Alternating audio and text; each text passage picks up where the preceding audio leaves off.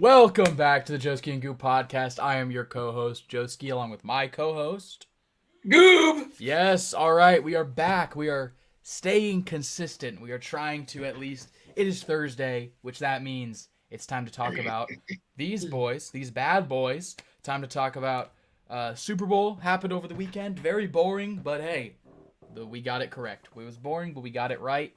And yeah, we have How some you feeling NFL today? questions. I'm feeling good. I'm doing good. We're having a good day. I got to coach this morning. I got to coach earlier. Got to do that, and then I got to come home and just Coach, chill for what'd a you little bit. coach? Football. I went to the field. They did a field day. They had a field day today. I got to go coach. That's where I was. How'd it go? It was good. The boys are getting it. We're getting there. We're gonna see how we do. It's early. Obviously, it's still early in the season. So shout out all the coaches out there. How are you doing today? How was work? Beautiful, man. Did you not see the sunshine we had today? It This was is a great. It was glorious great. Northern California day. Yes, it was very good. Mid 60s. I mean, Always great. wonderful. Always amazing. Yeah. And then you took a ride on the e-bike that you just bought. Well, I did too. How was that? That was interesting. I mean, it's kind of like a cross between a pedal bike and a motorcycle. I mean, that thing's got some get up and go. Oh yeah, 100%. Well, Super Bowl. It was 29-13. Seahawks won. We got it right. Obviously, we picked the Seahawks. Almost everyone picked the Seahawks. I believe about 68% of the money on like Calci had the Seahawks to win it. So most of the money was on the Seahawks. Everyone thought they were going to win. But what's your take overall the whole game? I mean, really, in me, it was like three quarters of it, and I got it all wrong. I mean, I said last week that I thought the offenses would score early and the Yeah, defense that's would what I said settle in too. and tighten the game up. It was the exact opposite. The defense ruled the game for the first three quarters, And yeah. and I mean, what Seahawks had five field goals for the Oh first yeah, they were two like 5 for 5 quarters, on field goals. and then I thought they were going to give Myers the MVP, but Kenneth Walker had an amazing game. Kenneth Walker, Super Bowl MVP. He's in for a big contract. How big are we talking though? I give it I say it's a I'm making this number off the top of my head. I'm saying a 4-year 40 mil. 4-year 40 mil. Yeah, but you think the Seahawks are going to keep him? Yeah. I would What if somebody comes in off? I mean, is he a free agent? yeah, he would be like a free agent, but they should extend him. Like they get first rights to Okay. talk to him. I think he's a All right. restricted free agent. I'm just saying, if another team comes in and outbids them, Maybe, but they're going to try to run this thing back. They have all the pieces coming back next year. Sam Darnold. The Sam Darnold who was cast away from New York, labeled a bust in Carolina, a measly backup just 2 years ago in San Francisco. Even then, last year having the best season of his career, was cast away for J.J. McCarthy because he can't perform in big games. Lost against the Lions, lost against the Rams in two very big games where he was sacked a bunch of times. He comes to the Seattle Seahawks on a 3-year big contract, probably 100 plus million. I don't remember what it was. Everyone called the Seahawks crazy. They're like, you're going from Geno Smith to Sam Darnold. You're going from one Jets quarterback to another. Sam Darnold comes in, puts his head down, and he gets the work done. Rocky start to the season. I remember their first game against LA. He threw 4 picks and they lost by 2. Since that game, he hadn't had a game with, I think, more than 1 turnover. The whole playoff run, this is a stat, the whole playoff run, the Seattle Seahawks did not commit a turnover their entire playoff run. Protecting the ball is important. Having running backs that don't fumble. absolutely. Having receivers that don't drop balls that turn into picks. Having a quarterback that doesn't throw picks. Everyone that was picking the Patriots said, Sam Darnold, he's due for a bad game. He's due for a bad game. That bad game never came. I said it last week. I said if he has a bad game, they're going to lose. And he did not have a bad game. He had a did not have a wonderful bad game. game. Yeah. He had a wonderful game. So, congratulations, Sam Darnold. My question to you. He's the first quarterback from that historic 2018 class to win the Super Bowl. Who is the next quarterback to win the Super Bowl from that class, in your opinion? Between Doesn't have to who? be next year. It's going to be Josh Allen. Josh Allen, Lamar Jackson. Josh Rosen, whatever he's doing. Baker Mayfield. Those types of guys. I think Josh Rosen's mowing grass. So maybe. Baker Mayfield. Well, it's going to be a tough call since the Bills and the Ravens have coaching turnovers. I mean, you can't. I Yeah. don't. It's Might and take a plus year or two to settle in. might take that. Baker, he's got the tenacity. I just don't think he's got the key pieces around him in Tampa to move forward. Well, he So doesn't have the healthy pieces. This team, at a glance, Mike Evans, Chris Godwin, Bucky Irving, Rashad White, Emeka Egbuka now. This team started out week 3. Baker Mayfield was in MVP talks because he was helping this team win games, and then it just kind of all fell apart. yeah, I It mean, all kind of injuries fell do that apart. to you. I mean, it's tough. Yeah, You know, injuries will do that to you. I will say, I think Lamar Jackson would be the next to do it. I don't think he does it next year, but I think Jesse Minter is gonna bring this team in the right direction. Is gonna give him a good defense, and I think not this year, but I think the year after that, I think the Ravens could get it done within the next 3 years. I'm going to go with you on that just for the fact that out of the 3 remaining out of that 2018 class, Yeah. um, I think he's got the most upside Oh, of the 3 100%. quarterbacks. He should be a So he should be a 3-time MVP right now. If we're being real, last year I wouldn't say Josh Allen deserved it. I'd say Lamar should have had it. But if we're judging off of why Stafford won this year, then I think Lamar should have won it. But we're looking at a guy who realistically he hasn't really been the playoff choker. Everyone likes to be like, "Oh, Josh Allen's defense let him down all the time." This year Josh Allen let his team down. oh, absolutely. I mean, did I you will see his post game Oh yeah. press conference? I And mean, you're up on the podium. You're an NFL quarterback, and you're up there crying. no, Come well, on, no, man. we're not saying that. That is hard. That's a hard thing. You finally think it's your year. I don't like. There's no. There should. Let this know. The Joe Skingu podcast. There is no stigma in crying in sports. Okay. I don't care. When Caleb Williams did it after that heartbreaking loss, when Josh Allen did it, if these guys care, they fight and die out there. If you I'm not lose an saying important they game, don't you go and care, cry. but you know what? You go He, and cry. You can cry I if you think want. he cracked under pressure. I think he cracked under pressure. I think, but you can tell that from the game. You can't tell it post game. Obviously, you're gonna feel like you let your team down. He's probably frustrated. But I'll say Lamar only because I don't think Lamar has been as much of a playoff choker. You look at it last year. Mark Andrews catches that 2-point conversion. They're going to the AFC Championship. Yeah. Year before that, Zay Flowers in the AFC Championship. You're the 1 seed. Dives for the goal line instead of going down. He dives for it, fumbles, they lose the game. You win that game. I would say in 2023, I think it was, I think the Ravens would have demolished that Niners team. And it wouldn't have even been as close. I personally think Lamar Jackson has the pieces. He's an amazing quarterback. He obviously was not at 100% this year. That hamstring injury very much lingered throughout the entire year. I think Lamar Jackson and the Ravens can win a Super Bowl in the next 3 years. Well, I think with Minter being their head coach, I think he's going to bring in the Mhm. pieces to make it work. I mean, you see Yeah. what McDonald did in Seattle, Yeah. and these guys are both, toodles under Harbaugh. So I Yeah. mean, these guys can get it done. Here is my way too early Super Bowl Oh, could you 61 wait? pick. Time out. Could you imagine a Raven Seahawks Super Bowl next year? Mike McDonald, Jesse Minter, two former Harbaugh DCs.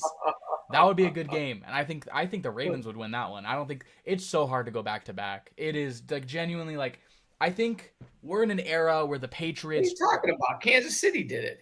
Yeah, but what I'm saying, we're in an era where Kansas City just did it, where a couple years back the obviously the Dodgers just did it, and then a couple years back the Warriors did it. You're looking at these teams though. It rarely happens. We're in an era where we're so spoiled by teams being able to go back to back. It rarely ever happens. True. And the Chiefs try to go for a three-peat. That's an anomaly. That's an exception to the rule. I will say, even Tom Brady, he only went back to back once in his career. Yeah. And then that's after true. that, he won Super Bowl 49, missed Super Bowl 50, won Super Bowl 51, lost Super Bowl 52, and then won Super Bowl 53. So he could have had a three-peat somewhere in there. But what I will say is, I think it's Lamar Jackson, and then my way too early Super Bowl 61 pick, the Denver Broncos. They were Bo Nix not snapping his ankle away from competing, and I think they would have had a good shot to win that Super Bowl over the Seahawks. They would have had I a do damn too. good shot. Yeah. No, a healthy Bo Nix would have probably decimated the Which Seahawks. here's the conversation. What does the conversation around Jaden Daniels, Caleb Williams, Drake May, and Bo Nix and J.J. McCarthy, that whole class, turn into if Bo Nix is the first one to win a Super Bowl, and he does it in his 3rd year. Because Drake May got to the big game, and he didn't play horrible. I'll say he didn't play horrible. No, he didn't play horrible. I just think he turned it on a little too late. I mean, you're trying to catch up in the 4th quarter, and you're finally scoring. A lot easier to catch up, when the defense knows you're going to throw. You just ran out of time. I mean, that fumble hurt him, and that's just part of the game. But part of the game, the fumble, and then the pick six that happened. Well, no, and then they had the momentum. Yeah, but he was pressuring himself to try to get too much done because he was running out of time. The thing is, it was 19-7. I remember it was 19-7. They had just scored with Matt Collins. It was 19-7. I think either the Seahawks scored again or they had like a field goal or something. It was 19-0. It was 19-7. The Seahawks gave them the ball right back. And the Patriots were driving. They had some good throws, some like first downs, and then he throws that deep ball that just gets picked. That was in the triple coverage. It's like, dude, that killed the momentum. I thought they had a chance at mounting a comeback, and then obviously they did not. So I'm going Broncos for my Super Bowl 61, right? Way too early. Obviously, this is before free agent signing, before trades, before the draft. Before the season, everything could change. If a team goes out and makes insanely good moves that I think are really good, I'll put them as my pick before the season in August when we do a podcast before the season starts.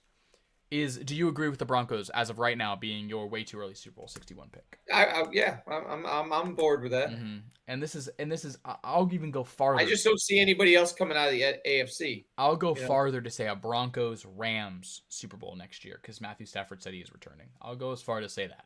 The two teams that it's really easy to pick the two teams that lost the conference championships this year to make it, but genuinely the Rams were not really Matthew Stafford this year against the Seahawks had an 8-0 touchdown to interception ratio. You're saying the Seahawks don't have a chance of going back next year. It's so hard to do. You people don't understand how hard it is to win. We know. It's really hard to win a championship. Yeah, but you've seen the team that was in the Super Bowl that Mike McDonald has built. It's great. I think they could go back within the next 5 years, but I don't think they're going to go back next year. They're a great team, but I don't think you're grasping. As of right now, they're the team to beat in the NFC. Of course, but always, yeah. But look at the Eagles. The Eagles last year, but also same situation. Eagles last year had Kellen Moore. Kellen Moore leaves for a head coaching job. The OC that they hire isn't good. If the Seahawks don't hire a good OC for next year, the Seahawks lost their OC. If they don't go and hire a good offensive coordinator, they go and hire a Kevin Patullo type guy. Lord forbid they go and hire Kevin Patullo for some reason. I don't know. He's on the market. If you don't hire a good guy, they don't retain Kenneth Walker. They don't play the Kenneth Walker situation right. They don't retain Kobe Durant. They don't retain Mafe, one of their linebackers. We're looking at an entirely different team. Yeah. Off seasons can change teams. I will say. Well, we know firsthand when you lose coordinators what it does. So don't remind me. My team from this year playoffs to miss next year, the Los Angeles Chargers. They put on a stinker in the wild card. They barely made the playoffs. Well, and they lost their DC. Their DC. Now they did get what's his name from Miami. Mike McDaniel. We'll see how they look under Mike McDaniel. But in my opinion, if you don't address the O-line, which they have an inability to do, you're not going to win any games. Which is surprising for Harbaugh because when he was at Michigan, that was one thing they prided themselves on was having an NFL-style offensive line. So 100%. So I think the Chargers miss next year. And just O-line struggles and just the fact that I think the Chiefs are going to have a plan to stay afloat long enough when Mahomes comes back mid-season. He's hoping to come back before the season, but if he comes back maybe week 4 or 5, they could have a plan in place. They could go get a cheap guy. I think, and book it right now. The Chiefs go out and get Malik Willis or Mac Jones to start the year. Hear me out. I'm cooking here. No, I'm on board with Mac Jones. I think Mac Jones has proven that he can get it done. Malik Willis has proven. Did you not see what he did this year? He took that Bears team. He gave up a fight against that Bears team that week that they played. I don't think Ben Johnson is going to let him go. No, Malik Willis is on the pack. He's the Packers back. He's the Packers backup. Oh, that's right. Yeah. The guy, he went to Tennessee, kind of got booted out of there. People wanted the Lions to filled draft in. him. Yes, he filled in nicely for when Love was out. So I think he could do a great job, and then both of them could just be the backup for the rest of the year. But under an Andy Reid system, which is very similar, if not better, to a Shanahan system. Yeah. That's cool. I'm just saying it's a possibility. Yeah. Book if that happens though, we're pulling this podcast clip up. We're going viral. Football season is done. Oh wait, I have one more question. Sorry, I have one more question. Teams not from this year's playoffs to make it next year. Safe picks: Lions, Ravens. Both had abnormal seasons, went about 9-8, 8-9. Had some games that could have gone their way. Will probably improve if the Lions can get the Ravens center Linderbaum. Will probably improve over the offseason. My wild card teams. Cowboys. I think the Cowboys could make it next year. I think the Bengals could. Obviously, we said that about the Bengals going into this year, but then Burrow got hurt. I think the Bengals could. I think the Raiders, if they play their cards right, and if Clint Kubiak really is the Ben Johnson level genius that we think he is. Yeah, it's going to remain to be seen. I think the Las Vegas Raiders. As a Raider guy, I'm saying here's the situation. The Broncos run away with the division. Fine. Chargers take a step back. Mahomes takes a little longer to come back. He's not back till week 9 or 10. The Raiders have a 4th place schedule next year. The Raiders could be next year's Patriots.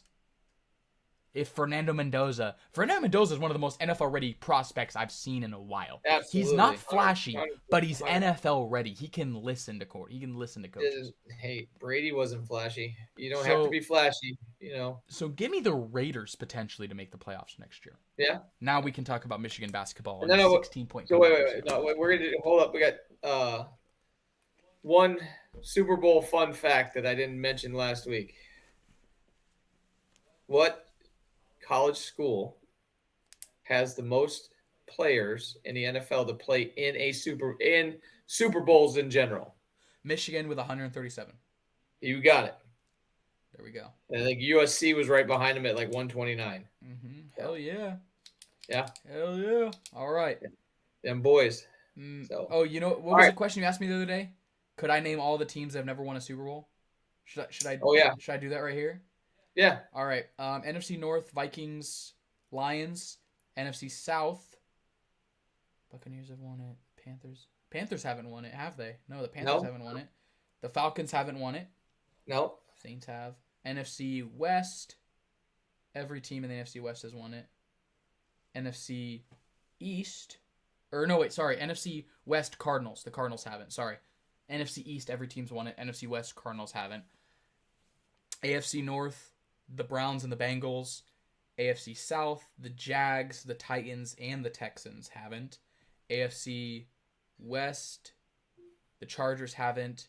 AFC East, the Bills haven't. And the Bills haven't. The Pats, the Jets, and the Dolphins have.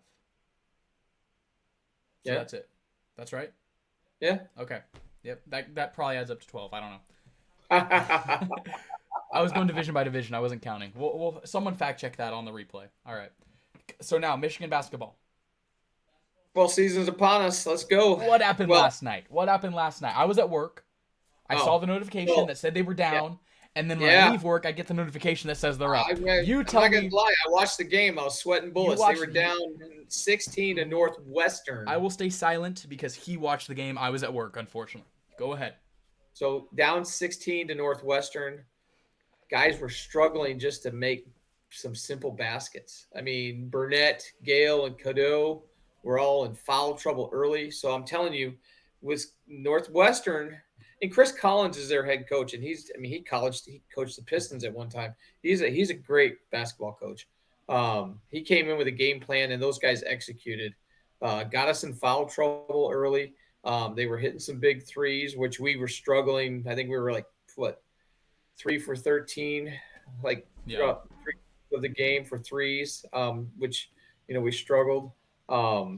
But the guys pulled it together, man, and just bond. I mean, the bond these guys have is just amazing playing together. They were down, they could have gave up, and they didn't, and they dug it out, and they won by 12. The final score was 87-75. I mean, They just when they started pulling away, like 3/4 of the way through it, North. The thing with Northwestern, they just ran out of gas. I Yeah. mean, they were missing the shots they were making in the first half.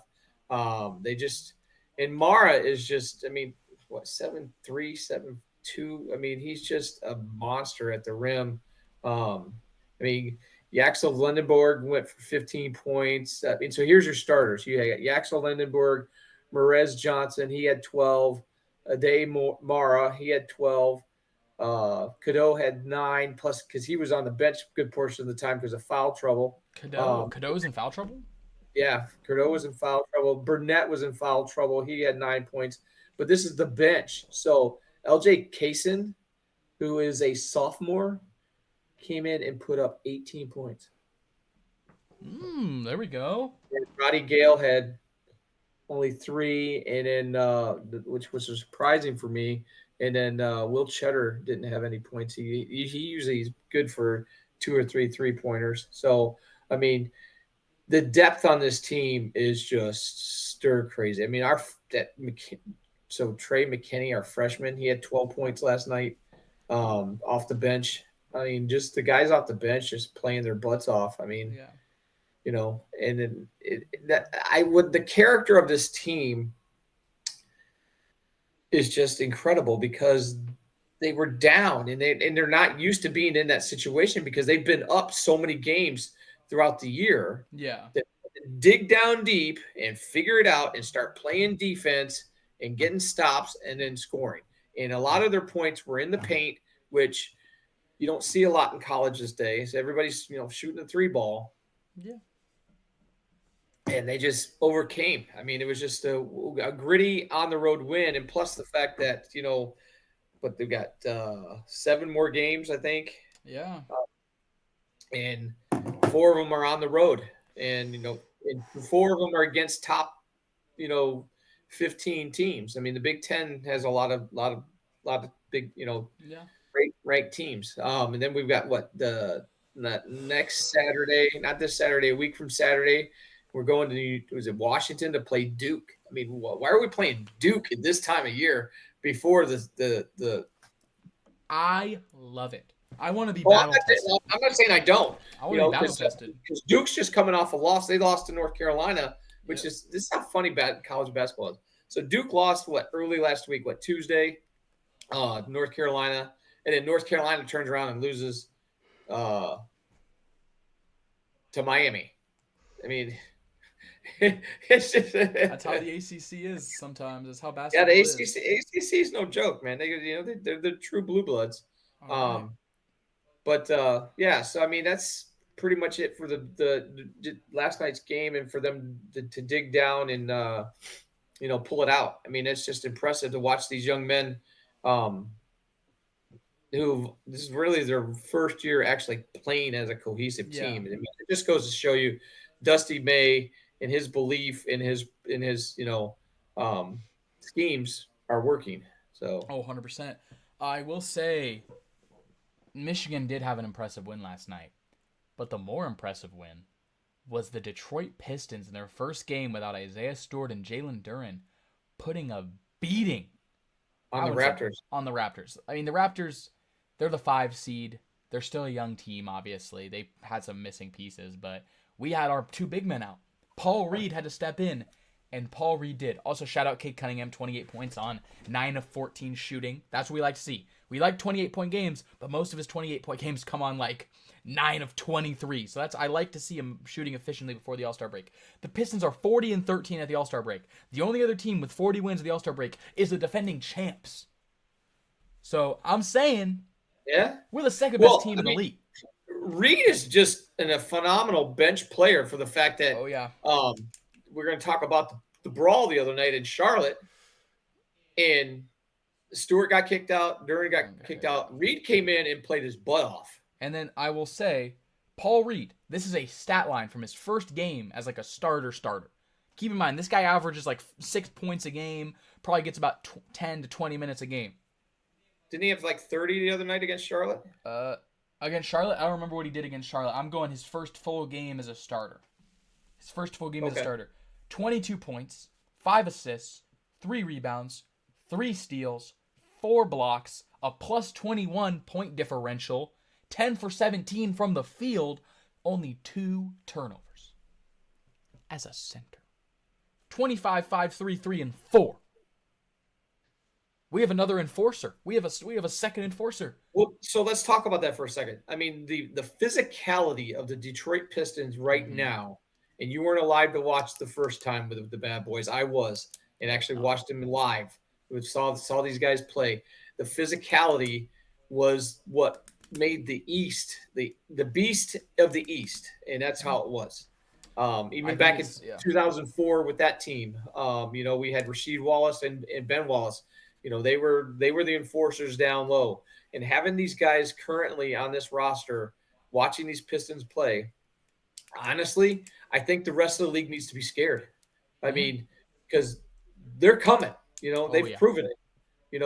BJ is an amazing coach. He's got these guys playing. They've got the coaches back. The coaches has their back. I mean, that synergy in that locker room is phenomenal. And I'm not just saying that because I'm a Piston fan. Yeah. I'm just saying it as an overall basketball fan. Yeah. You got to like what they put on the court every night. We are Pistons fans, though. Pistons 40 wins. Yes, if you guys are wondering, my handwriting is not that bad. I had to write it backwards. It's backwards to him on his screen. You've been writing that bad since first grade. So. No, I haven't. This was backwards. Look at that S. That looks like a Z. But I had to write it backwards. This is what you guys want to see. This is what happens when I have to write Pistons normally. That's not gonna look right to you guys. That's not gonna look right. Looks right to him. Looks right to him. Doesn't look right to you guys. So that's why it looks bad. No one's even probably mentioning it. I was looking at it too hard. But yeah, Pistons great season so far. We're still a young team. But that playoff loss last year hurts. That hurt. That had to hurt everyone. Well, what do you think's motivated them this year? Exactly. Motivated them to whoop those sorry boys in New York twice this year by 30 points each time. Oh, last game they didn't have starters. We didn't have Duren. The first time we played, we haven't had Duren either time we're playing him. And we're not going to have Duren on the 19th. Got that circled on my calendar. On the 19th, Pistons at Knicks. First game back from the All-Star break. We're not going to have Duren or Stewart. And we're going to put Belt again. I'm saying this right now. The Pistons are going to put Belt again to those New York Knicks. Those sorry boys out in New York. Those sorry, stupid boys out in New York. You guys are done. Crying Anthony Towns, Jalen Brunson. Which is surprising how well they played last year, but even though they've got a new coach, and Mike Brown is no slouch of a coach. I mean, he should not have gotten the Knicks are good. The Knicks are good. They beat up on the Sixers last night, who were almost fully healthy. And did they beat up on the Celtics last week, too? And they beat up on the Celtics. But the one team they can't beat on is the Detroit Pistons. All right. Enough about basketball. Because on the 21st of this month, spring training starts. Spring training hat, baby. Spring training hat. Tigers have had an off season. I'm not going to really say if it's good or bad yet, but they have had an off season. Everyone has. The Tigers sign Justin Verlander on a 1-year, $13 million deal. $11 million of it is deferred to like 2030. Amazing. Olsen is to miss the season. Reese Olsen is we were just talking about how good he is. Reese Olsen is to miss the season. I don't know if they were underreporting what happened to him because it was a shoulder strain. Yeah. It was a shoulder strain. He was supposed to be back by playoffs. They originally quoted him being back by playoffs last year. Not on track. So the baby face is not going to be here for another year. That's fine. He's still young. Jackson Jobe, after his Tommy John surgery that he had, he missed most of last year. And he's probably going to miss most of this year, if not all of this year. Reports are coming out that he's probably going to miss all of this year. But nevertheless, your new and I think improved Tigers bullpen. Tarek Skubal, back-to-back Cy Young, going for a three-peat. A 2.21 ERA, 241 strikeouts, 195.1 innings pitched, and a 0.89 whip in 2025. Obviously, he was the Cy Young. He had the third most strikeouts in the entire postseason. He pitched 2 games. He pitched 3 games, sorry. Pitched 3 games. And he had the third most strikeouts. He only was beat out by 2 guys who made it to the World Series. Yeah. Framber Valdez, 3 years, $115 million. Welcome to the team. A 3.66 ERA last year, 187 strikeouts, 192 innings pitched, and a 1.24 WHIP. A very decent, very good pitcher for the Astros last year. A good backup, a good 1-2 punch. You have to face Skubal, then you got to face Valdez. Jack Flaherty, a downer year in that last year, but if he can return to his 2024 form, that'd be amazing. Last year, a 4.64 ERA, 188 strikeouts, 161 innings pitched, and a 1.28 WHIP. Not bad, but that ERA is a little high. But I will say he had a few games that boosted that up where he gave up a bunch of runs in the middle of July back. It was in September, I think, we had our bad stretch. Well, so let's talk about that for a second. I think for Flaherty, it might take some pressure off of him because, wasn't he usually starting behind Skubal? He was basically right after Skubal usually. Yeah. So if we change that rotation up a little bit, then he doesn't have that pressure to 100%. To meet that Skubal level. Because now that we've got Valdez, that 1-2, and I think Flaherty is a good third punch. Yeah. And I will say the 4.64 ERA, that doesn't scare me. We're all just used to the Skubal ERA, which is 2.21, which let's not pretend that's normal. I think that put a lot of pressure on him last year, and he thought he had to pitch as well as Skubal instead of pitching his own game. Yep. He was trying to meet up what his teammate was doing, and I think I will say one thing, Flaherty, stop throwing the knuckle curve in the zone. Stop. If you're gonna throw it, out of the zone or low in the zone. Don't throw it in the middle of the zone. If you're going to throw that knuckle curve, don't miss your spot. And then Justin Verlander. Wait a minute. Didn't you miss Casey Mize? I'm putting Mize at the end.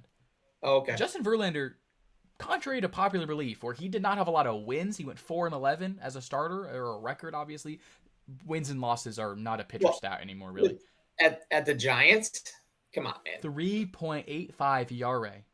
137 strikeouts, 152 innings pitched, and a 1.36 WHIP at 43 years old. I don't think we're going to get back.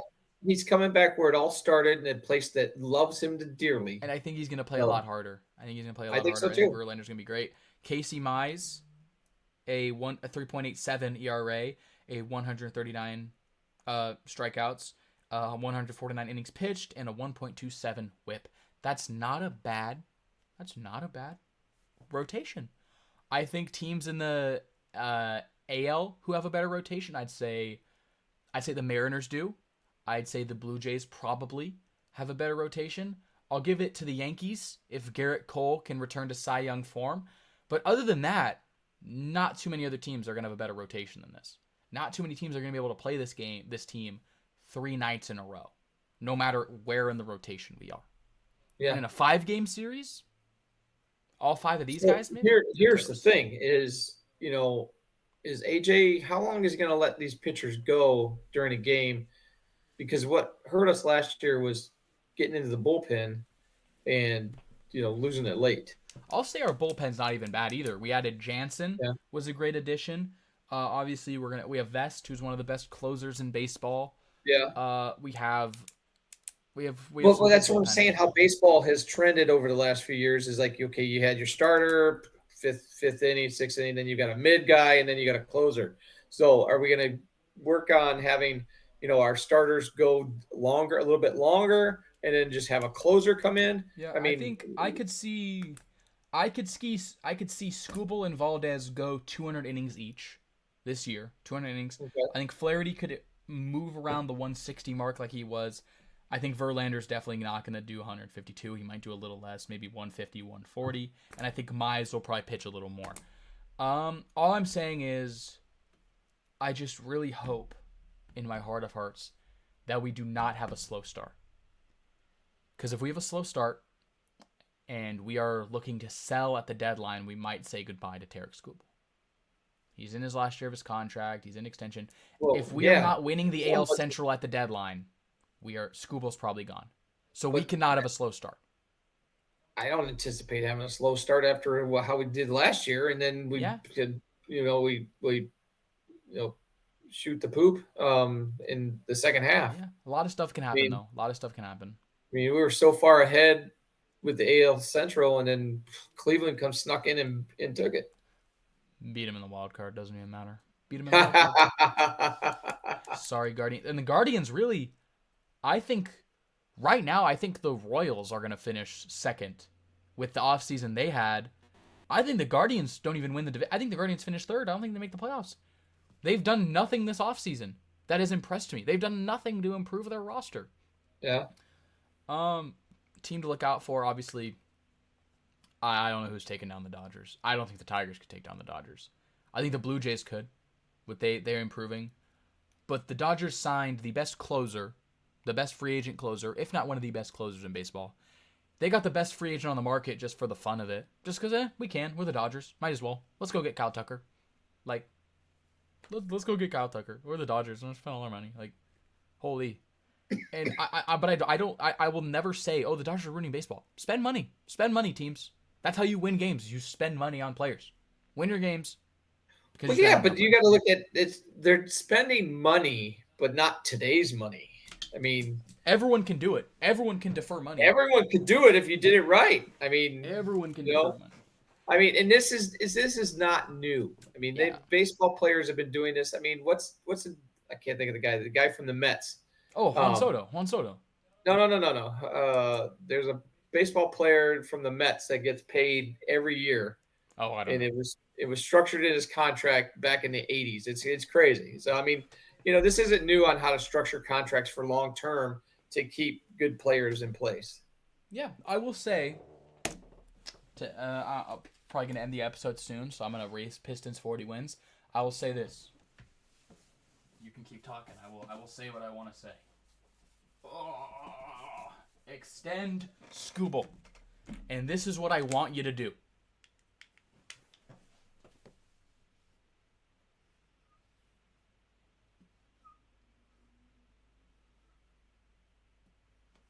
Ten years. That's a 5, by the way. Oh, God.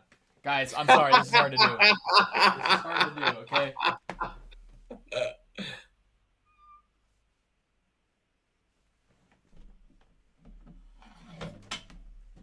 $500 million over 10 years.